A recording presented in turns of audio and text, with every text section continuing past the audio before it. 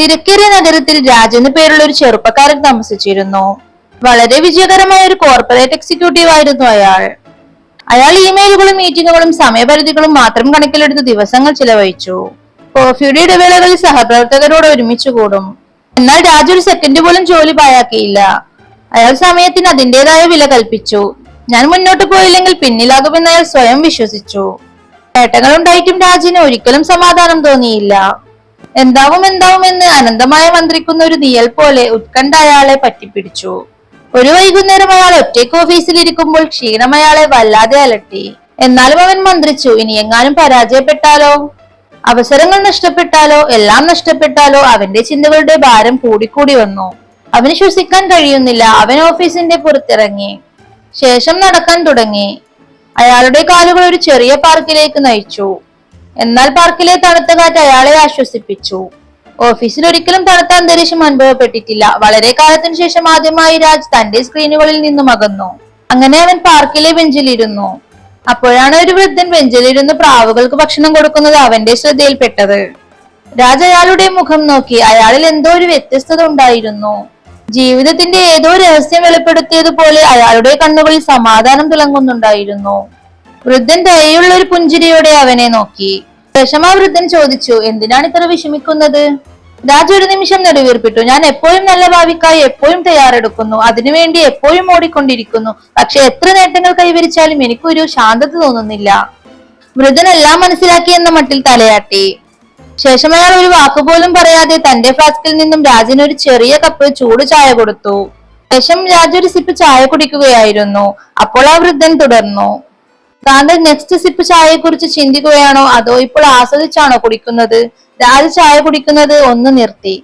വൃദ്ധൻ പ്രാവുകളെ നോക്കി പുഞ്ചിരിച്ചുകൊണ്ട് രാജിനോട് പറഞ്ഞു, അവയെ നോക്കൂ, നാളെയെ കുറിച്ചോർത്ത് അവ വിഷമിക്കാറില്ല. അവിടുത്തെ ഭക്ഷണം എവിടെ നിന്ന് കിട്ടുമെന്നോർത്ത് അവ വിഷമിക്കാറില്ല. ഈ നിമിഷം ജീവിക്കുന്നു. അതുകൊണ്ടാണ് പ്രാവുകൾ സ്വതന്ത്രമാകുന്നത്. അവ നുറുകുകൾ കുത്തുകയും പറന്നുയരുകയും ചെയ്യുന്നു. നാളെയും അവർ കൈകാര്യം ചെയ്യും. എന്നാൽ ഇന്നവർ സന്തുഷ്ടരാണ്. വൃദ്ധന്റെ വാക്കുകൾ അവന്റെ മനസ്സിൽ പ്രതിധ്വനിച്ചു. അങ്ങനെ വൃദ്ധനോട് ഒരു വാക്കുപോലും പറയാതെ അയാൾ വീട്ടിലേക്ക് മടങ്ങി. അങ്ങനെ പ്രഭാതമായി. രാജ് തന്റെ ജീവിതത്തിൽ മാറ്റങ്ങൾ കൊണ്ടുവന്നു. ഉച്ചഭക്ഷണത്തിനായി അദ്ദേഹം സഹപ്രവർത്തകരോടൊപ്പം ചേർന്നു.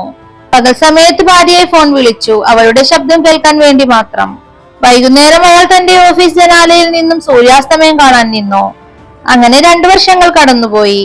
ആദ്യമായി അയാൾ ജീവനോടെയുണ്ട് എന്ന് സത്യം മനസ്സിലാക്കി കൊടുത്ത ആ വൃദ്ധനെ കാണാൻ പാർക്കിലേക്ക് പോയി. ആ വൃദ്ധൻ ആരാണ് എന്ന് അയാൾ ചിന്തിച്ചു.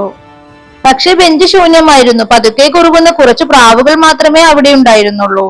അപ്പോഴാണ് ബെഞ്ചിനിടയിൽ ഒരു ചെറിയ കുറിപ്പ് തിരികെ വെച്ചിരിക്കുന്നത് അയാൾ ശ്രദ്ധിച്ചത്.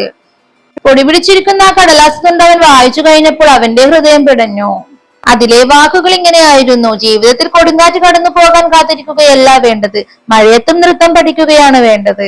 സന്തോഷം ഒരിക്കലും നാളെയില്ലെന്ന പാഠം അവൻ മനസ്സിലാക്കി. അതെ, സന്തോഷം എന്നത് ഇന്നാണ്, ഈ നിമിഷമാണ്. ഈ കഥയിൽ നാം പഠിക്കുന്ന മറ്റൊന്നുണ്ട്. ജീവിതം ഒരു യാത്രയാണ്. വിജയത്തിന് വേണ്ടിയുള്ള നമ്മുടെ നിരന്തരമായ പരിശ്രമത്തിലെ ഓട്ടത്തിൽ നാം പലപ്പോഴും യഥാർത്ഥ ജീവിതം മറന്നു പോകുന്നു. ഭാവിയിലാണ് സന്തോഷം എന്ന് വിശ്വസിച്ചുകൊണ്ട് സ്ഥാനക്കയറ്റം, സമയപരിധികൾ, നേട്ടങ്ങൾ തേടി രാജവർഷങ്ങളോളം ചെലവഴിച്ചു. പക്ഷെ ജ്ഞാനിയായ ആ വൃദ്ധൻ അവനെ പഠിപ്പിച്ച ഒരു പാഠമുണ്ട്. ജീവിതം ഇപ്പോൾ സംഭവിക്കുന്നു എന്ന ലളിതമായ ഒരു സത്യം. നാളെയെ കുറിച്ചുള്ള ആകുലത ഇന്നത്തെ ഭംഗി കവർന്നെടുക്കുന്നു. യഥാർത്ഥ സമാധാനം നമുക്കുള്ളതിനെ വിലമതിക്കുന്നതിലൂടെയാണ്. വിജയം പ്രധാനമാണ്, അതിന് കഠിനാധ്വാനം ആവശ്യമാണ്. എന്നാൽ സന്തോഷത്തിന്റെ വില കളയേണ്ടതില്ല. കഠിനാധ്വാനം ചെയ്യുക, എന്നാൽ ഒരു കപ്പ് ചായ ആസ്വദിക്കാനും ചിരിക്കാനും സന്തോഷിക്കാനും സമയം കണ്ടെത്തുക. കാരണം ലക്ഷ്യസ്ഥാനത്തിന്റെ അവസാനം സന്തോഷമല്ല, അത് വഴിയിലെ ചെറിയ നിമിഷങ്ങളിലാണുള്ളത്. സ്റ്റോറി ഇഷ്ടമായ ലൈക്ക് ചെയ്യുക. കൂടുതൽ മോട്ടിവേഷൻ സ്റ്റോറീസ് കേൾക്കാനായി ചാനൽ സബ്സ്ക്രൈബ് ചെയ്യുക. പുതിയ വീഡിയോയുമായിട്ട് പിന്നീട് കാണാം.